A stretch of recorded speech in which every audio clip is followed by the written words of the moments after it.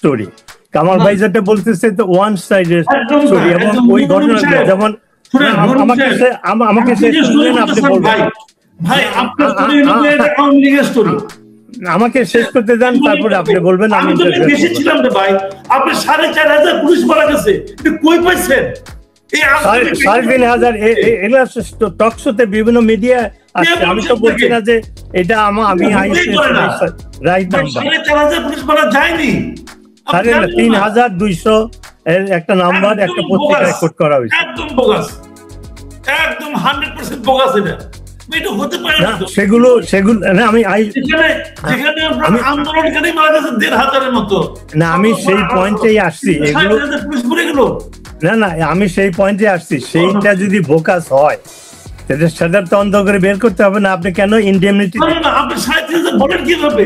এটা আমি দেশে আছি, আপনি আমেরিকা বসে তথ্য পেলেন, আমি দেশে বসে পেলাম না। শোনেন, ডোনাল্ড ট্রাম্প কেন একটা স্টেটমেন্ট দিল? সে তো আমেরিকার প্রেসিডেন্ট, আমেরিকার ক্যান্ডিডেট, কেন দিল? আজকাল কোনো তথ্য আর গোপন থাকে না, সত্য মনে করি না তো, কোনো তথ্য আর গোপন থাকে না। আমাকে শেষ করতে দেন। আমি যে কথাটা বলছিলাম যে এই যে আমি বলছি একটা পত্র রেফারেন্স ধরে 3,200 লোক মারা গেছে, আপনি বলছেন এটা সঠিক না, তাহলে সেটা তো সঠিক কোনটা সেটা তো তদন্ত করে বের করতে হবে। আপনি ইনডেমনিটি কেন দিলেন? আপনি কি বলে ওই সাধারণ মানুষ হত্যা করার তাদের পরিবার যদি বিচার করার রাইট থাকে, তাহলে এই যে আপনি আমি বলছি 3,200, আপনি যদি 300 ধরে, সেই 300 পুলিশের ফ্যামিলির কেন বিচার করার অধিকার আপনি হরণ করলেন? তার মানে আপনি অপরাধ স্বীকার করলেন যে এই অপরাধটা হয়েছে, সেটাকে ঢাকা দেওয়ার জন্য আপনি ইনডেমনিটি দিয়েছেন। আপনার কথা শুনে বলি, ইনডেমনিটি দেওয়াটা যেটা হয়েছে যে পুলিশ হত্যার বিচার হবে না, এটা ঠিক না। প্রত্যেকটা পুলিশ হত্যার বিচারের মামলা হওয়া উচিত আমি মনে করি পার্সোনালি। আপনি মনে করলে তো হবে না, ইউনুস সরকার বলছে মামলা দেওয়া যাবে না। না, ঠিক আছে বলছে কিনা আমি জানি না, কিন্তু মামলা হয়েছে আমি জানি। আমি অনেকগুলি ঘটনা জানি যেখানে মামলা হয়েছে, পুলিশ হত্যার মামলা হয়েছে, কেন হবে না? মামলা হয়েছে, পরে এটা হয় নাই। চাঁদপুর না কুমিল্লা কোথায় 2 জনকে অ্যারেস্ট করা হয়েছিল, সেইটার পরিপ্রেক্ষিতে এই ইনডেমনিটি দেওয়া হয়েছে যে এই 15 তারিখের পরে। ইনডেমনিটি হয় নাকি? এটা হত্যার আবার ইনডেমনিটি হয় নাকি? আপনার কাছে অনেকে প্রশ্ন রাখছে, এর মধ্যে একজন প্রশ্ন করতে বিশ্বাস কুমার, তিনি জানতে চাচ্ছেন এখন দেশে যা হচ্ছে এটা অতীতের সব বর্বরতাকে হার মানায় কিনা। তুষার ইমরান জানতে চাচ্ছেন যে চাকরির ভাইভাতে ঢাকা বিশ্ববিদ্যালয় কোটা নিয়ে আপনার কিছু বলার আছে কিনা।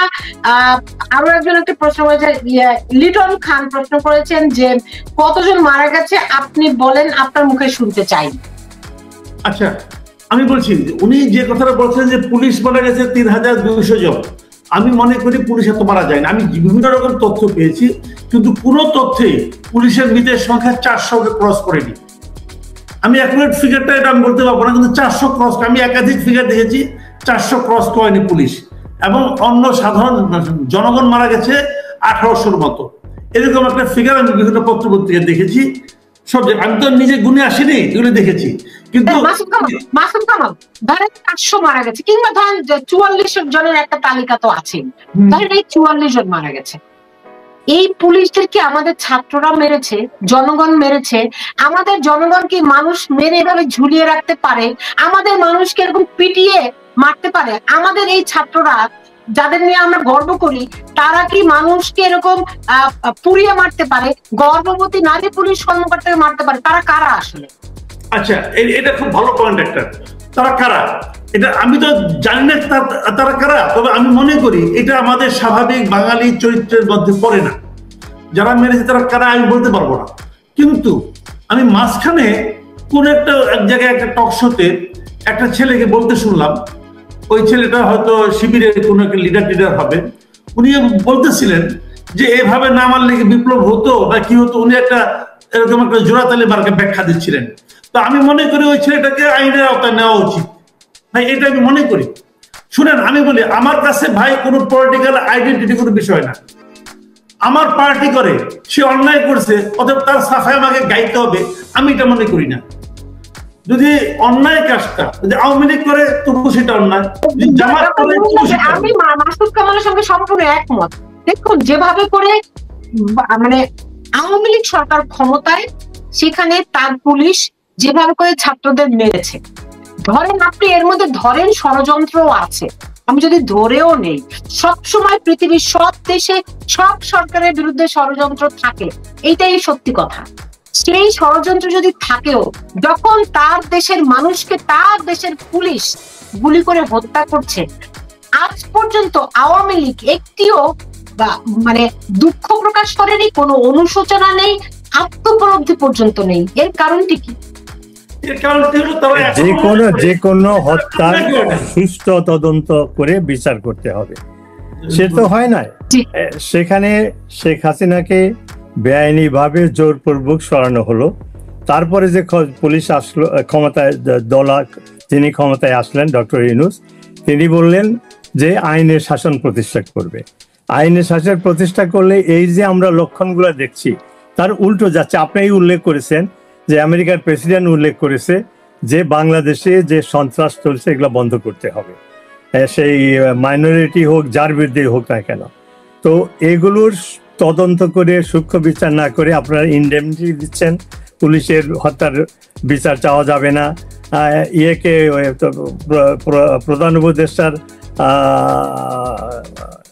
কি বলে প্রেস সচিবকে জিজ্ঞাসা করা হয়েছিল যে আপনারা সাংবাদিকদের বিরুদ্ধে 200 হত্যার মামলা দিচ্ছেন, আপনারা সাকিব আল হাসান একজন ক্রিকেট প্লেয়ার, তিনি যখন বিদেশে তার বিরুদ্ধে হত্যা মামলা দেন, কারণটা কি? উনি বলছে আমরা তো মামলা দিই নাই, মামলা দিয়েছে পরিবাররা। সত্যই যদি হয় তাহলে পুলিশের, আমি বলতেছি একটা পত্রিকার রেফারেন্সে 3200 পুলিশ মারা গিয়েছে, কামাল ভাই বলেছে 400। এই 400 লোকেরই পরিবারের বিচার করার অধিকার কেন থাকবে না? তার মানে এই সরকার যে প্রতিজ্ঞা নিয়ে, যে প্রমিস নিয়ে ক্ষমতা এসেছিল সেটা না করে তারা আইনের অবনতি করেছে বলেই আইন শৃঙ্খলার অবনতি হয়েছে।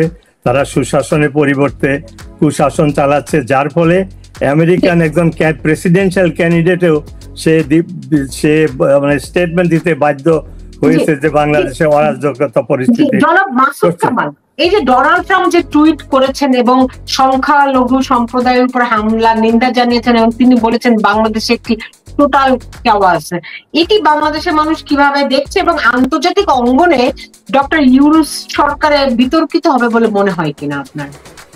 এটা হলো এক নম্বর হলো যে আন্তর্জাতিক অঙ্গনে কিছু বিতর্ক হবেই, কারণ ডোনাল্ড ট্রাম্প তো আর এলেবেলে কেউ না, সে তো আর পান দোকানদার না, তাই না? সে তো একজন গুরুত্বপূর্ণ ব্যক্তি।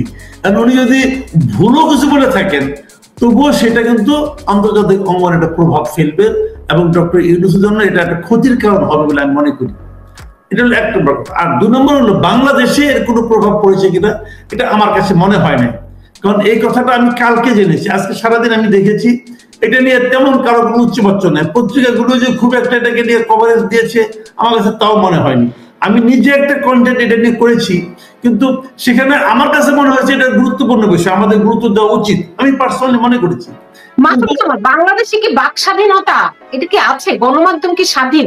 তাই আপনি ফ্রিভাবে কথা বলতে পারছেন বলে আমি বিশ্বাস করি, কিন্তু সবার কি এই সাহস পাচ্ছে সবাই? না, আমি বলি আপনাকে একটা জিনিস, এটা আপনি এখানে সাংবাদিকতা করে গেছেন, আপনি আমাদের সাংবাদিকতা এখানকার যে এনভায়রনমেন্টটা মোটামুটি বুঝেন, মালিক যে সঙ্গে কি সম্পর্ক এটা বুঝেন। আমার কাছে মনে হয় আমাদের সাংবাদিকতার সবচেয়ে বড় সমস্যা হলো মেরুদণ্ডহীনতা, ব্যক্তিত্বহীনতা, নৈতিকতাহীনতা। এটা হলো আমাদের সাংবাদিকতার সবচেয়ে বড় সমস্যা, এবং মালিকের কাছে নতজানু থাকা। এখন যেটা চলছে, আগে আওয়ামী লীগের বিভিন্ন বাহিনী, বিভিন্ন এজেন্সির টেলিফোনের মাধ্যমে তাদের হুমকি অথবা অনুরোধ, যাই বলেন না কেন, অথবা অনুরোধের মাধ্যমে হুমকি, এই সমস্ত কারণে অনেকে কথাবার্তা বলতো না। কেউ কেউ লোভের কারণে তুষ্টা তাদেরকে তোলমর্দন করতো, এটা একটা ছিল। আর এখন যেটা হচ্ছে, এখন হচ্ছে সবাই কাউকে কিন্তু না করা হয় না, কোনো ফোন আসে না ভাই, আমি তো নিজে জানি, আমি কিন্তু আগে আমার ফোন পেতাম, এখন কিন্তু আমার কেউ ফোনও করে না। কিন্তু আমাদের অধিকাংশ সাংবাদিক, তাদের মধ্যে এক ধরনের সেলফ সেন্সরশিপ কেন কাজ করে? এটা কি ভালোবাসা জনিত কারণে নাকি ভীতিজনিত কারণে আমি বলতে পারবো না, তবে ভীতি আছে বলে আমি মনে করি না। আমার কাছে কোনো ভীতিকর কিছু আসে নাই। এবং আরো আপনাকে এক্সাম্পল দিয়ে বলি, শেষ এক্সাম্পলটা দিয়ে দেখেন, আমার 35 বছরের সাংবাদিকতা, আমি কখনো আগে বিটিভিতে আমাকে কখনো ডাকে নাই। এই সরকারের আমলে কিন্তু আমি বিটিভিতে ডাক পেয়েছি, একদিন 2 দিন না, এ পর্যন্ত আমি 4 দিন গিয়েছি বিটিভিতে, 4 দিন না 5 দিন গিয়েছি, সরি 5 দিন গিয়েছি। এবং এই 5 দিনই আমি কিন্তু সরকারের সমালোচনা করে আসছি, ব্যক্তি ধরে ধরে সমালোচনা করেছি, ডক্টর ইউনূসের সমালোচনা করছি, এবং বিটিভিটা প্রচার করছে, বিটিভি প্রচার করছে। তো আমি মনে করি এখনকার কোনো সেন্সরশিপ নাই, এখন যেটা আছে নিজের থেকেই বলছে না, কেন বলছে না আমি বলতে পারবো।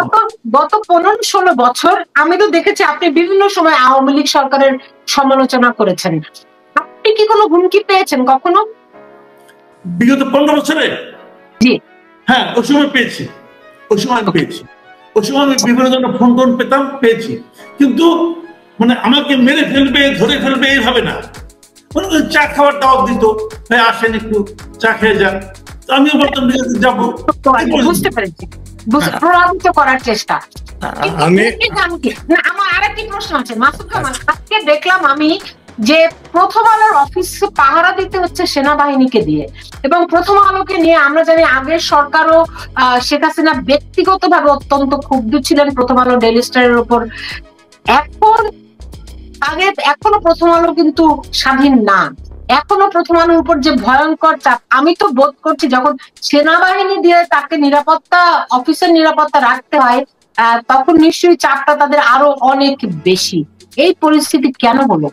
এটা হয়েছে আমি বলি, এটা হয়েছে আপনারাও জানেন সোশ্যাল মিডিয়ায় কিছু কিছু ব্যক্তি খুব সোচ্চার, ইদানিং না, তারা আগে থেকে সোচ্চার, এবং তারা কিন্তু সাংবাদিকতা করে না, তারা নিজেরাই বলে যে আমরা সাংবাদিকতা করি না। তারা কি করে, তারা মানুষজনকে ক্ষিপ্ত করে দেয়। এবং একটা বিষয় আমাদের এখানে খুব কমন, সেটা হলো এন্টি ইন্ডিয়ান পলিটিক্স। এটা আমাদের দেশে খুব পাবলিক খায় আর কি, বুঝছেন না, এটা তারা করে। এবং এই এন্টি ইন্ডিয়ানের মাধ্যমে তারা একটা ট্যাগ লাগিয়ে দিয়েছে যে ডেইলি স্টার এবং প্রথম আলো এটা হলো প্রো ইন্ডিয়ান দুটা কাগজ, এবং এই ট্যাগটাকে তারা নানাভাবে বলছে কিন্তু প্রমাণ করছে না। আমি কিন্তু কালকে একজন যে মানে আপনার যার মানে আপনার কন্টেন্টের কারণে সোশ্যাল মিডিয়া যে আজকে প্রথম আলোতে পুলিশ গিয়ে আর্মি গিয়েছে, সেই কন্টেন্ট আমি খুব মন দিয়ে দেখেছি। উনি অনেক নাটকীয় ভঙ্গিতে অনেক কিছু বলেছেন, কিন্তু আমি আশ্চর্য হয়েছি, মানে সাংবাদিকতা তো সহ সেটার মধ্যে নাই, কিন্তু মানুষ এগুলি দেখে এবং মানুষ এগুলি বিশ্বাস করে। আমি আশ্চর্য হয়ে যাই, সমস্যাটা কি আসলে এই কন্টেন্ট ক্রিয়েটরদের নাকি আসলে মানুষের সমস্যা? কন্টেন্ট ক্রিয়েটরদের না, ওনারা মানে আমাদের মানুষের সমস্যা আছে।